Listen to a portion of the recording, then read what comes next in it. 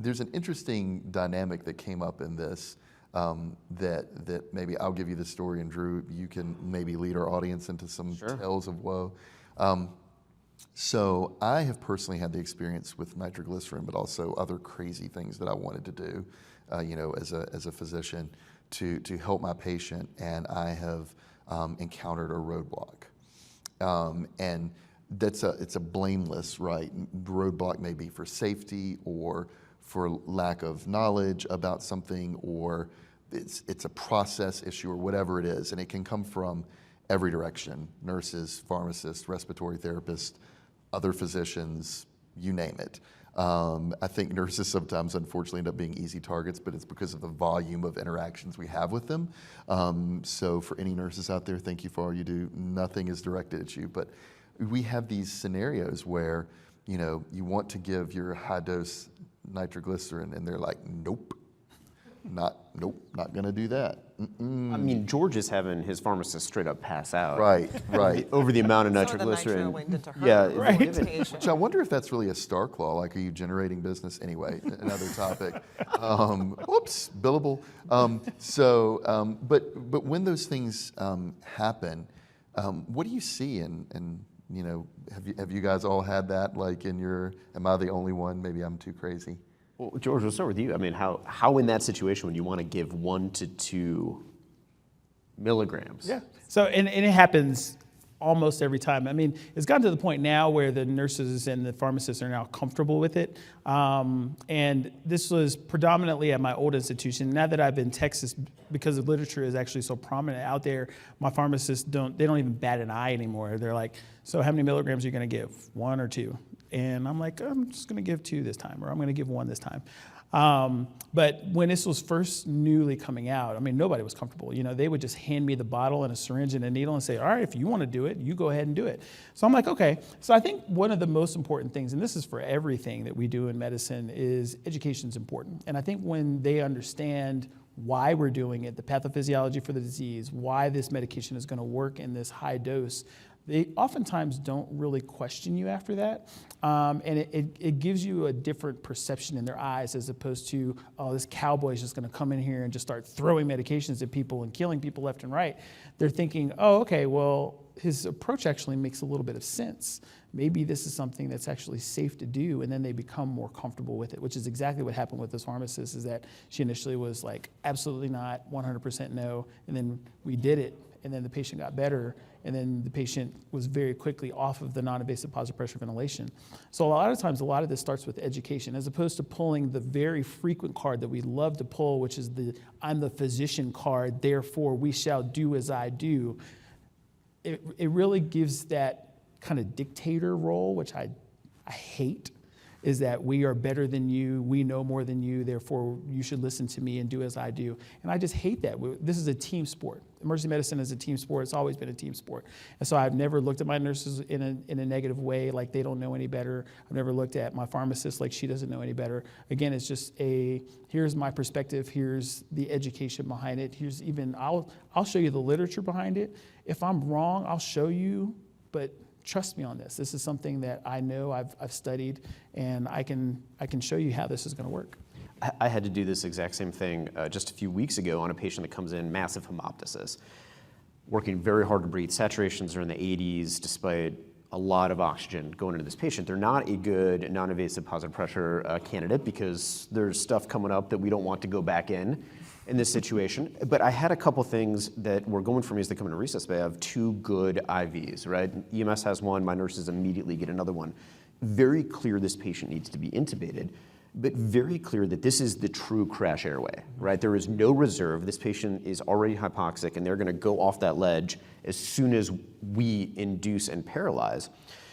So I looked at my pharmacist and I said, you're not gonna like this, but we're gonna paralyze and then induce. And the initial response was no. Nope. And I said, yes, and I need you to trust me, and as soon as we stabilize this patient, I will explain to you why this is the right thing for the patient.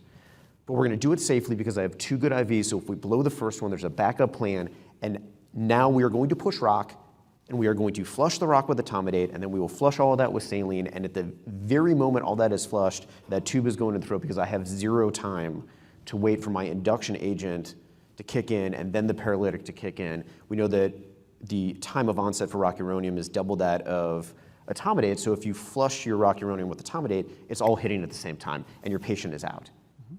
And this was a very quick tube, and the patient dropped their oxygen saturation somewhere into the high 30s, low 40s in 30 seconds, right? And the amount of time it took to get this tube in, and then later explain, here's why, and do all that.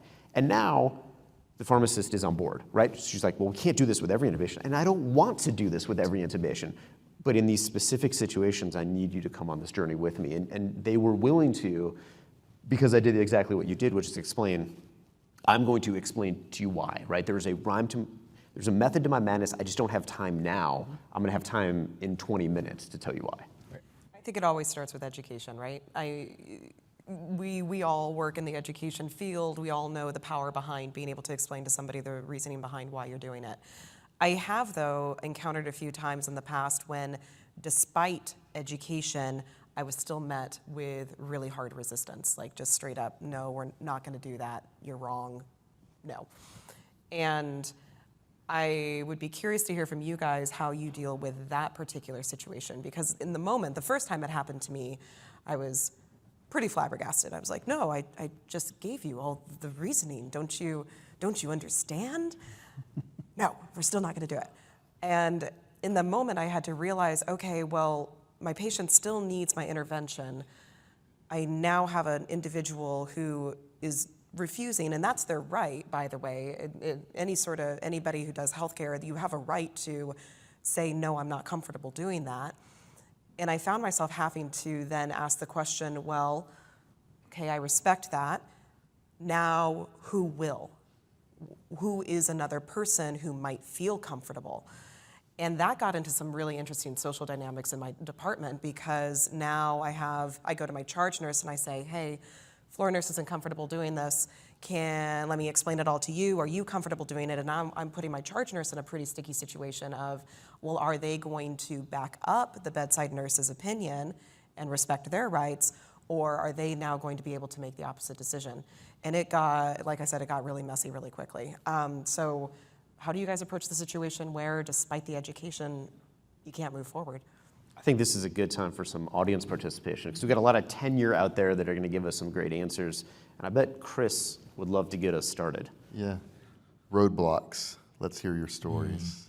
Roadblocks are tough because it depends on who specifically. That's roadblocks in the ER are like snowflakes. They look like they're the same, but the small difference makes all the world to the conversation, to the advancement of management. Those are tough. I don't have a line I can draw in the sand on that one, only because when I have my roadblocks, it was so based on the scenario and different variables. And sometimes if a nurse says, perfect example, I don't feel comfortable, you literally have to step back, because it's usually in a situation where it's an emergency situation and you don't have the luxury of pulling out the pen and paper and Googling the literature and showing, no, this is the Krebs cycle, and going through the steps. It's just patience, and you got to take a deep breath. You got to take a deep breath, and sometimes it's worth, after the first no, is just giving a little bit more delivery. Well, hey, this is what's going to work, blah, blah, blah, blah, blah, blah. And then hopefully that works, because for me to leave my room and to find a charge nurse or another floor nurse is time. Mm-hmm. But Chris, my license is on the line. And I totally, if I do this, I can't believe you're going to make me do this. and again, I totally appreciate that. And that's when I, as an attending, have to make a decision. Do I want to go back and forth with Drew? Or do I want Nobody wants to do that, yeah. Nobody. I've experienced this. I can help you Exactly. with this. all the time. Well, the other thing that's important here is I think that a lot of times they just want to be heard. And what I found in some certain circumstances is that they may have had a patient who, maybe they gave nitroglycerin for ACS or something, and the patient dropped their blood pressure, and then they went into cardiac arrest. And that one thing stuck in their mind that they're like, I do not feel comfortable starting a high dose of nitroglycerin for this reason. And a lot of times you just hearing that and saying, that was a different scenario than what we're in right now, but I certainly understand where your concern is, oftentimes helps alleviate that. They oftentimes just want to feel heard and feel like my opinion is important as well, and here's why I feel the way that I do. 100%, you have to acknowledge it. I mean, all of us still have worked with someone in the hospital that says, we can't do this contrast, this patient is allergic to shrimp. As someone allergic to shrimp, give me contrast all the time. 100%, I'll take the Do risk. we have some roadblocks out there you guys would be Anybody that I wants to see it, share. a couple hands in the back. Yeah. We've got a roadblock conversation here. I was going to say, this has happened to me a couple times in my career, and I think I've almost been fired twice because of it. And the best thing I've found in the moment is, if you have enough time, is to preempt the thought process. Most recently was hypertriglyceridemia pancreatitis. And, you have to start very high doses of insulin. And so before, I wrote the order, and then I immediately found the nurse, and I said, you're going to see an order in about 30 seconds for a very high dose of insulin. This is the reason why. This is what you're going to do, because the patient most likely will become hypoglycemic. I just want you to feel comfortable with it before that kind of comes across. But I also wanted to add, this is a very frustrating part of my career, especially over the last couple of years, is slowly and slowly I feel like we're no longer becoming a team because the education isn't there. So much so, I turn around and the nurses that are in the emergency room are new grads, and they don't know ICU drugs. They don't know nitroglycerin. They don't know, they don't know the normal doses of nitroglycerin, and now they don't, you give them something that is not in their textbook, that is not even on the little Pyxis or order sheet, and it just puts them into a world of confusion. I think your approach is actually the way I would approach it too, and it's a really valid approach, which is, as opposed to the nurse having that order pop up on their screen and having that gut reaction of like, no way, you've preempted it and explained why. So now when that order pops up on the screen in the EMR, they have an understanding, and that, number one, they know that what you put in is correct, as opposed to maybe assuming you clicked the wrong button, you put the wrong weight in, this is a wrong calculation, and you've started that education process. And I think we all agree that there's a lot more education in the department that goes on now than it did 5-10 years ago. I mean, it used to be I was just worried about educating residents, now I'm just worried about educating, period. But you're doing that, and that is going to save so much frustration on the back end, no doubt. One thing I've heard is if you can speak a truth, it may not be the right time for the truth, but if you can speak it in a way that removes the emotion from it, it's tolerated much better. Yeah, great point. Chris? I wish I knew the solution to when you're in the moment, because I think part of the problem is it's too late then. The best thing that I've come up with is what I call the trust, reputation, relationship paradigm of when you come into the job, when you come into the new shop, whatever, can you build up quickly that trust, that relationship with everyone? So then when you're in that crunch moment, they know, hey, we know them, we will try this. The other piece when you get to the wall is sometimes I've used the if it were you, you were the patient, if it was your family member, what would you want done? Sometimes you can break through that way and the other things. And then the other component of it, I would say, is I think it's generational. We didn't see this 25 years ago. We didn't see it 15 years ago. Whether that's good or bad. I like to be stopped when I'm making a mistake. Did I write this on the wrong chart, EMR, whatever? On the other hand, it's created a place where now we are stopped at times when we are doing the right thing. One more comment here. I'm going to give you a little bit of a different insight. I was actually an ER nurse for 12 years before I crossed to the dark side and became a physician. all of you, when you're standing in a room, you are running your algorithm through your brain, what you're going to be ordering next, or 3 steps ahead of what you're asking for. So what I do when I have that situation, I'm a queen of high-dose nitroglycerin in the ER. First time I ever ordered 100 mics, they all had a heart attack.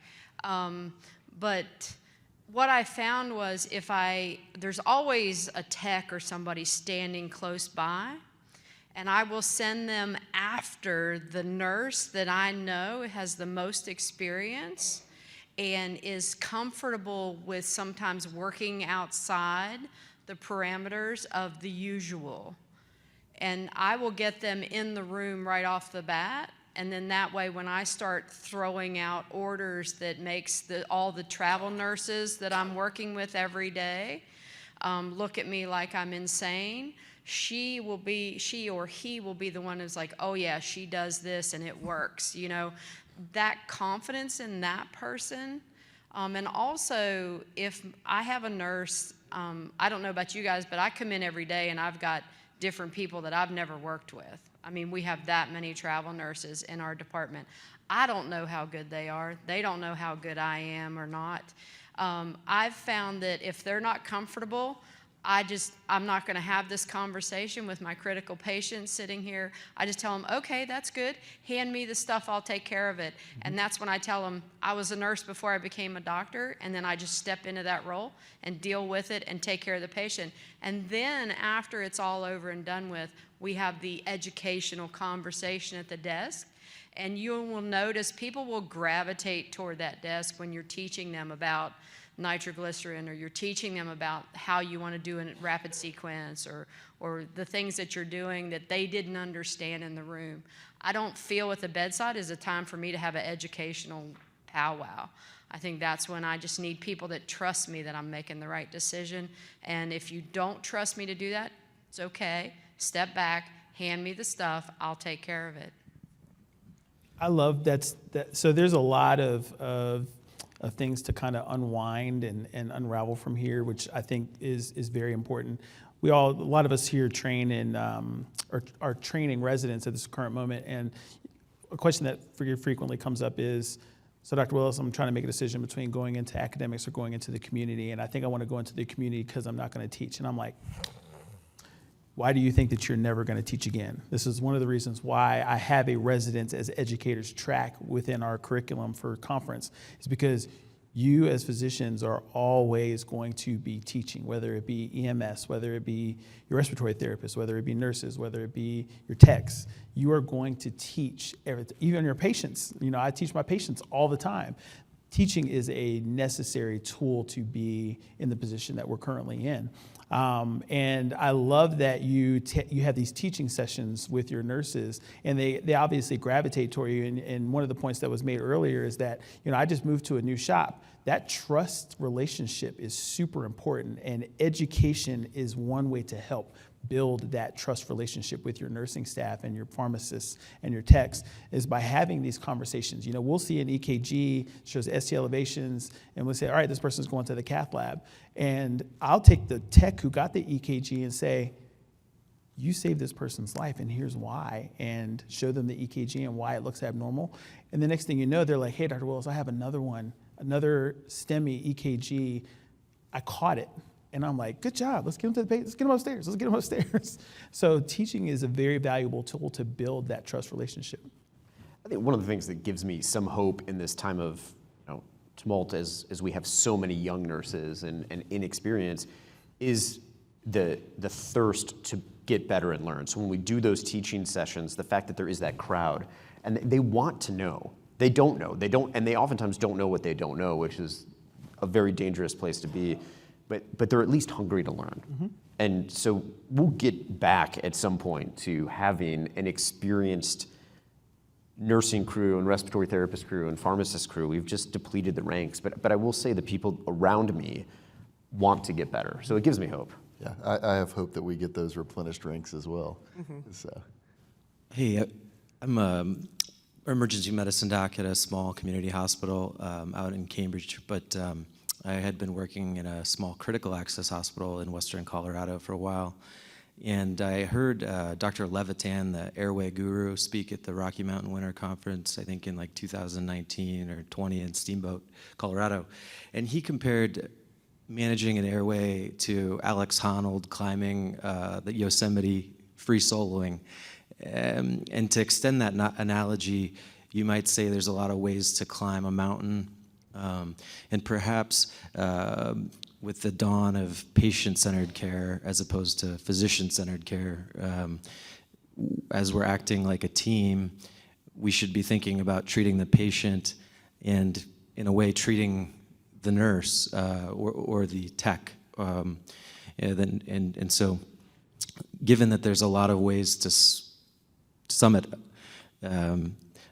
perhaps what we should aim to achieve is such mastery of our skill set that we can pick the correct route that treats the patient and the nurse and the tech all together. And that might be controversial, but I try to preempt those awkward roadblocks by getting to know the habits and behaviors of the nurses I work with. Perhaps, this nurse with this patient with this pathology deserves succinylmalate. In another scenario, it might be etomidate and rocuronium. Those are some of my thoughts. I think that's a really good point to kind of throw into this entire scenario, is realizing that we all have the strength to be able to have more than one possible solution oftentimes for what needs to be intervened on the patient. Sometimes there's the, true crash airway. This is the only right option in this moment. We need to go forward with the one right option. But gut checking ourselves too and trying to think, okay, well, is there another workaround that would make my team a little bit more comfortable, that's going to be just as safe for the patient? And if the answer is yes, then going down that pathway instead of just trying to hammer in on the one thing that you think is the right answer.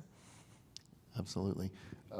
One thing that you had asked this earlier, and one thing that I wanted to share is, I do think when you can preempt, like when you know that the wreck is going to happen and you can intervene and stop it, that I think is the ideal way. Occasionally, though, you do wind up in the times where there was no opportunity for advance warning, and it's similar to Drew's scenario. And I, over time, have developed kind of a two-question system that I like to use. The wording can be different, but the sentiment is kind of similar to what Drew had. And so what I try and do very quickly, if it's in the moment and it needs to be done, and I agree, I was very blessed to have been a paramedic before, so to my colleague that was a nurse before, thank you for continuing, but you have a skill set that not everybody has, right? I'm very comfortable with IV pushes, and so it doesn't bother me if they're like, well, I don't want to give this, then just hand it to me, I'll give it, I'm fine. But if you've not really done that a lot, it may not be as comfortable for you either. But I found that the two things that bring it back to the human level is if you can make it, again, about the patient. And so when I have those in-the-moment difficult things and I'm trying to really establish like a quick reminder that we really are on the same team, the two questions I will ask are, the first is, do you believe that I am doing my very best to help this patient? That's the first question, because that's a fundamental trust question, and if that is not the case, there's really no reason to proceed, right? Because right or wrong, they then believe that they are doing the right thing for the patient, and so it's a different conversation then. But if they say yes, I believe you're trying to help the patient. And then the next question, because that's about the scenario, the next question is actually about them, and it goes back to George's point. You don't know what has happened to them before. And so my next question is, do you think I would ever or intentionally ask you to do something that would harm a patient? And then if the answer to that is no, I don't think you would do that, then you're like, well, now we've got these two things together. You believe I'm trying to help them. You don't think I'm trying to get you to harm them. What can we do? Because I truly believe this needs to be done for the patient. How can we work together to do this? And often when I say, how can we work together, they will then tell you what it is they need, right? Like, I just don't feel comfortable pushing the drug. I need you to push it. Okay, great. I'm not that experienced at giving this drug. How about I'm standing right there with you when you give it? Okay, that'll be fine, right? I'll push it, but you're going to be standing right there. Great. Happy to do that. So in the moment, those scenarios can be really, really rough. Do we have some other comments? Probably time for one more. Yeah. No, I think what Just Bob. a quick to sidebar. The one thing that's a common theme within this conversation and up there as well is that, and I appreciate it with the new residents and teaching, is that I miss those nurses. Like, all of us worked with those nurses that had been in the ER for 20 years. They would come back and help you after they finished smoking, and they would gently put that 8-month-old in a full Nelson while you did the LP, and they would direct your LP, and it would work perfectly. Yep. They had the confidence in the relationship that encouraged our education. And the dynamics are admittedly a little bit different now, and as many of us communicate, sometimes we walk in every week and there's a brand new nurse. It doesn't mean they're not a great nurse or have the insight that will assist in the system, but having that nurse that would say, hold on, Chris, we'll do the LP in 5 minutes. I miss that. The tenured nurse. Tenured nurse. Tenured nurse. How old? Very good. Well, thank you, everybody. We appreciate your participation and look forward to talking to you next time. Exactly. Thank you. Thank you, EM Over Easy.